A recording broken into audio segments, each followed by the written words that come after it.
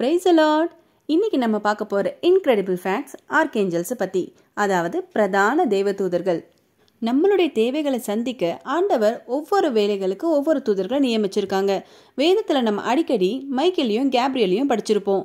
ஆனா ஏனோக்கு எழுதின புஸ்தக சுருள்ல மொத்தம் 7 தேவதூதர்கள் இருக்கிறதா போட்டிருக்கு.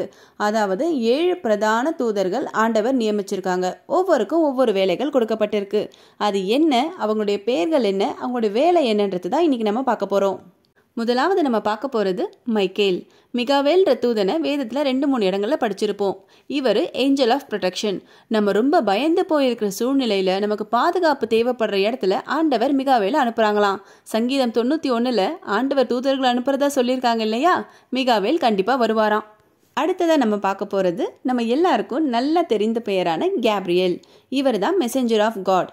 ஆண்டவர் இடத்துல இருந்து செய்திகளை கொண்டு வந்து மக்கள் இடத்துல சேர்க்கறது தான் இவருடைய வேலை.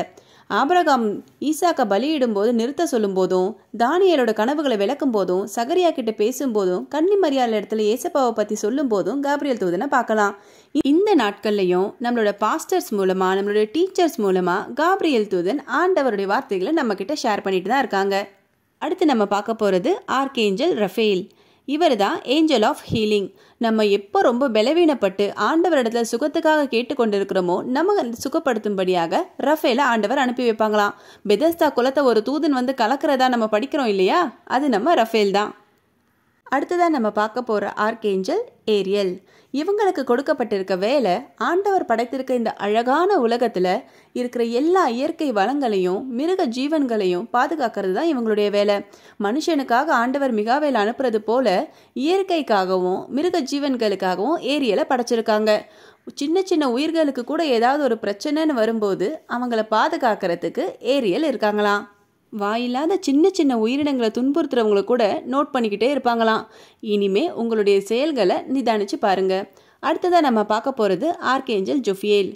இவங்களுக்கு கொடுக்கப்பட்டிருக்கிற வேலை, நம்மளுடைய சூழ்நிலை என்னவா வேணா இருக்கலாம், நம்மளுடைய நிலைமை எப்படி வேணா இருக்கலாம், ஆனா எல்லாவற்றிலும் நமக்கு ஒரு ஹோப்பை கொடுத்து அதுல இருக்கிற அழகை நம்மளோட கண்களுக்கு முன்பதாக கொண்டு வந்து காட்டுவாங்களாம். நமக்கு ஒரு நம்பிக்கை பிறக்க வைக்கிறாங்களாம். அதுதான் இவங்களுடைய வேலை. அடுத்து பார்க்க போகிறது ஏஞ்சல் ஆஃப் டெத் அஸ்ரேல்.